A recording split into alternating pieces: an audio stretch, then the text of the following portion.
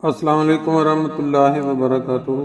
دوستو، آپ کے سامنے یہ ہنستا مسکراتا چہرہ محترم نصیر احمد باجوہ صاحب کا ہے، جو کہ محترم چودھری ظہور احمد باجوہ صاحب کے بیٹے تھے اور امریکہ میں آباد تھے۔ 2 روز قبل ان کا ایک موٹر وے پہ حادثہ کے نتیجہ میں انتقال ہو گیا۔ انا للہ و انا الیہ راجعون۔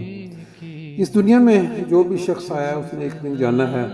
اپنی اچھی یادوں کے ساتھ جو اس دنیا سے انسان جاتا ہے اس کو ساری دنیا اچھے الفاظ میں یاد رکھتی ہے۔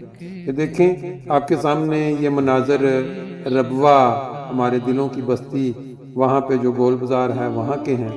کبھی اس شہر میں رونقیں ہوتی تھیں ان لوگوں کی جن کو ہم اپنے بزرگ کہا کرتے تھے۔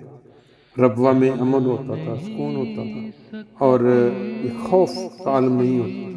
یہ گول بازار میں چلتے پھرتے لوگ، رکشوں کی بھرمار، ٹیکسیوں کی بھرمار، یہ دیکھ کے انسان کبھی کبھی عالم تصور میں وہاں پہنچ جاتا ہے۔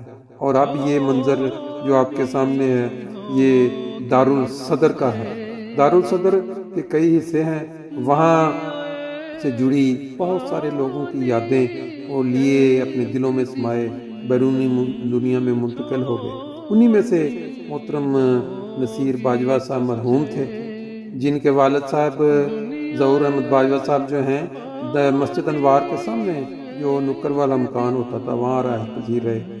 اور وہاں ربوہ کا جو ماحول تھا، جو ربوہ کا جو جس طرح لوگ آپس میں پیار محبت سے رہتے تھے، وہ انسان جب یاد کرتا ہے تو آنسو آ جاتے ہیں۔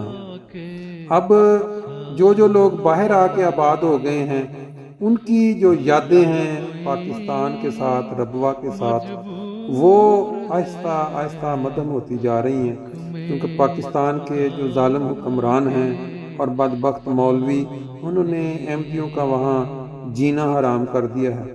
اب انسان کی خواہش ہوتی ہے کہ شاید انسان جیتے جی نہیں تو چلو مرنے کے بعد ہی اس کو جگہ وہاں نصیب ہو جائے، لیکن وہ بدبخت مولوی انہوں نے وہاں مر کے بھی جانا جو ہے وہ منع کر دیا ہے، کیونکہ وہاں جو لوگ مدفون ہیں ان کے قبروں سے جو کتبے توڑنا، مسجدوں کے منارے گرانا، یہ انہوں نے اپنا شیوا بنا لیا اور اسلام کی جو تعلیم ہے اس کو وہ بدنام کر رہے ہیں۔ اللہ تعالیٰ مرحوم کو جنت الفردوس میں بلند مقام عطا کرے اور ان کے جو عزیز و اقارب ہیں ان سب کو صبر جمیل عطا کرے، آمین۔